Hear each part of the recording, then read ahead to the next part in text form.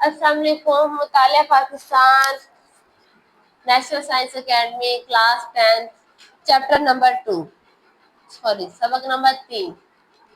सबक नंबर 3 है तारीख पाकिस्तान। इसमें हमने पढ़ा था कि सबसे पहले जुल्फकार अली भुट्टो का दौर।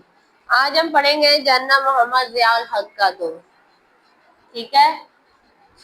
जुल्फकार अली भुट्टो ने कबल वक्त इंतखाबात करवाने का ऐलान किया। कबल वक्त से पहले ही उसने ऐलान किया कि इंतखाबात किए जाए और मार्च 1977 में इंतखाबात मुनक्किद करवाए।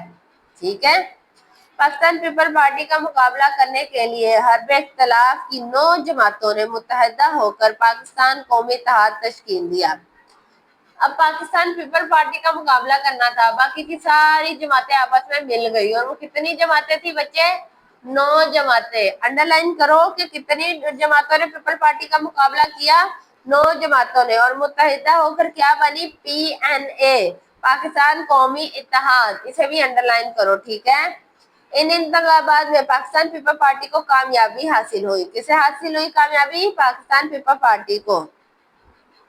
मगर पाकिस्तान कौमी इत्तेहाद ने पाकिस्तान पीपल पार्टी पर धांधली का इल्जाम लगाकर एहतजाजी तहरीक शुरू कर दी। किसने?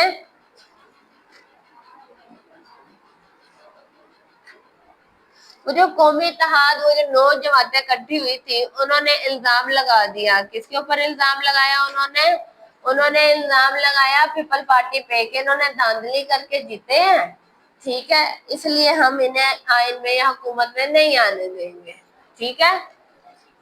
जुल्फकार अली भुट्टो और पाकिस्तान कौमी इत्तेहाद के दरमियान मसले के हल के लिए मुज़ाकरात होना शुरू हुए। मुज़ाकरात आपको पता है, किसी भी चीज का हल मुज़ाकरात होते हैं, बातचीत होती है। ठीक है। तो बातचीत होने लगी दोनों के दरमियान। अभी ये मुज़ाकरात जारी थे कि जनरल मोहम्मद जियाउल हक ने मार्शल नाफिज कर दिया। वो लोग आपस में लड़ ही रहे थे कि जो उस वक्त का आर्मी चीफ था, उसने क्या किया आपस में? उसने उस टाइम पे मार्शल लगा दिया। ठीक है। तमाम सियासी जमातों पर पाबंदी आयद कर दी गई।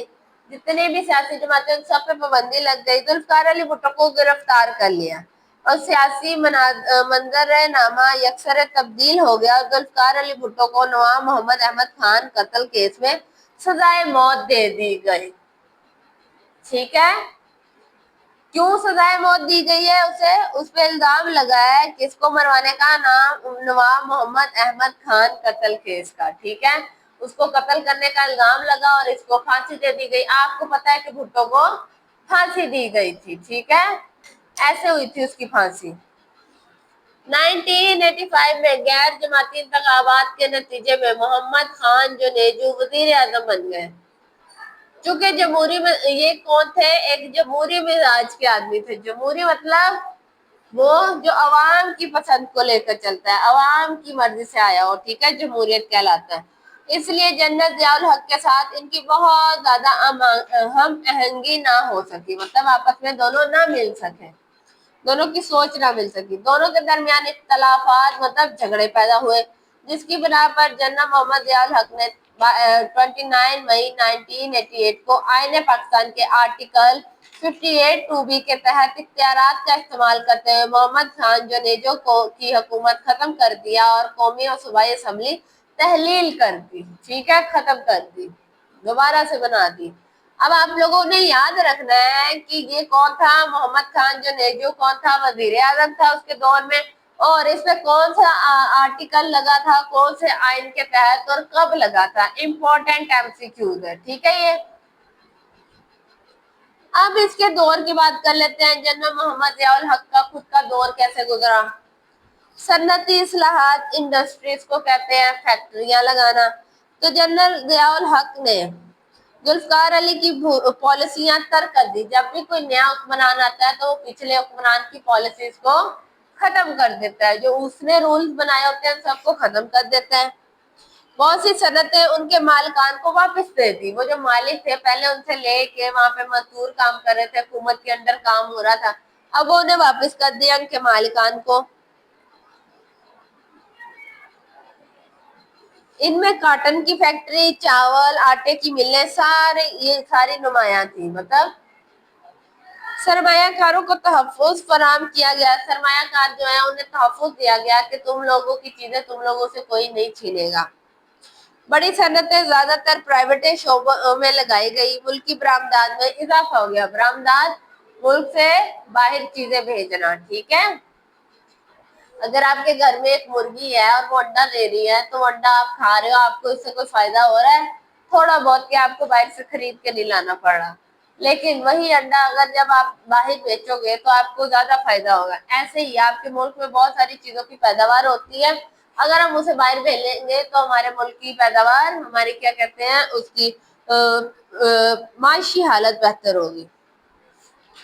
अब ज़राअत की बात कर लेते हैं। एग्रीकल्चर में उन्होंने क्या किया, ज़राअत के शोबे को तरक्की दी, ज़राई पैदावार पर उश्र नाजिल कर दिया, उश्र नाफिज कर दिया। आपको पता है उश्र क्या है, आपने पढ़ा है इससे पहले, ठीक है।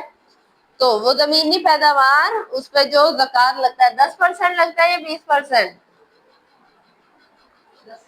10% लगता है, ठीक है। उसे कहते हैं जिसकी शरह बरानी इलाकों में 10%, बारानी मतलब जहाँ पे बारिशें हो रही हैं, और नहरी इलाकों में 5% थी, ठीक है।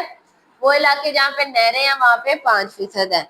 बैरानी क्यों? क्योंकि अल्लाह ताला की तरफ से उन्हें पानी मिल रहा है। बाकी ये जो नहरी निजाम है आपको पता है इसमें बारियां होती हैं, इसके आप पैसे देते हो, सब कुछ होता है, इसलिए उन पे कम लग रहा है। अब तालीम में उन्होंने क्या किया, इस्लामियात और मुतालिया पाकिस्तान के मज़ामीन को ग्रेजुएशन तक लाजमी करार दे दिया गया। ग्रेजुएशन 16 ईयर एजुकेशन को कहते हैं, ठीक है। 16 साल की तालीम में आप जब तक पढ़ोगे आपने इस्लामियात और मुतालिया पाकिस्तान लाजमी पढ़नी है, ठीक है। खवातीन के लिए अलग यूनिवर्सिटी बना दी गई ताकि वो जाएं और तालीम हासिल कर सके। इस्लामी नजरिया कौंसिल की तश्कील नू की गई, नए सिरे से तश्कील बनाया गया। अखबारात, रेडियो, टेलीविजन पर इस्लामी शोरा की तरवीज का काम किया गया, अखबार पे भी, रेडियो पे भी और टेलीविजन पे भी। गलतियों से पाक कुरान मजीद की तबात का बंदोबस्त किया गया, ऐसा कुरान पाक जिसमें जरा बराबर भी गलती ना हो, ठीक है, और उसे पढ़ते हुए भी कोई गलती ना करे। मुल्क में ख्वानदगी की शरह में इजाफे के लिए तालीमी तरक्की और तालीम बालगा के प्रोग्राम शुरू किए ताकि ज्यादा से ज्यादा लोग जाएं और तालीम हासिल करें। अब सेहत से मुतालिक बात करते हैं। मुल्क में सेहत की सहूलतों की फराहमी के लिए प्रोग्राम शुरू किए। दही इलाकों मतलब देहात में उन्होंने बुनियादी सेहत के मराकज के अलावा लेडी हेल्थ वर्कर्स के जरिए तिबी सहूलियात फराहम करने का आगाज किया। एक तो उन्होंने सेहत के मरकज बनाए, छोटे छोटे अस्पताल या क्लिनिक खुलवाए जहाँ पे सारे तालीम हासिल कर सके। उसके अलावा उन्होंने क्या किया, उसके अलावा उन्होंने वहाँ पे जो है क्या कहते हैं लेडी हेल्थ वर्कर, उनकी मदद से वो घरों में जाएं, औरतों से उनके मसले पूछे और उसे हल करें। माशरे में क्या असर हुआ, माशी की बात कर लेते हैं। 1980 में ज़कात का निजाम सरकारी सतह पर नाफिज हो गया, अब सरकार भी ज़कात देगी, ठीक है। यकम रमजान को बैंक के मुसलमान खातेदारों के अकाउंट से 2.5% सालाना के हिसाब से ज़कात काट ली जाती। आज तक यह निजाम नाफिज है। आपने अगर बैंक में अपनी रकम रखी है तो उसमें से 2.5% काट लिया जाएगा, ठीक है।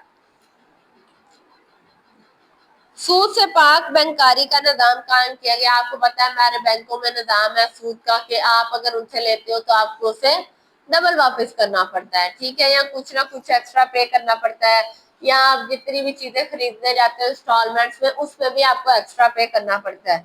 तो बैंकों से ये सूद का निजाम खत्म किया और बैंकों में नफा और नुकसान में शराकत की बुनियाद पर अकाउंट खोले गए कि अगर ऐसे अकाउंट खोले गए कि अगर नुकसान होगा तो भी दोनों को होगा और अगर नफा होगा तो भी दोनों को होगा। आज के लिए इतना काफी है, कल बाकी के टॉपिक पढ़ेंगे। शुक्रिया, अल्लाह हाफिज।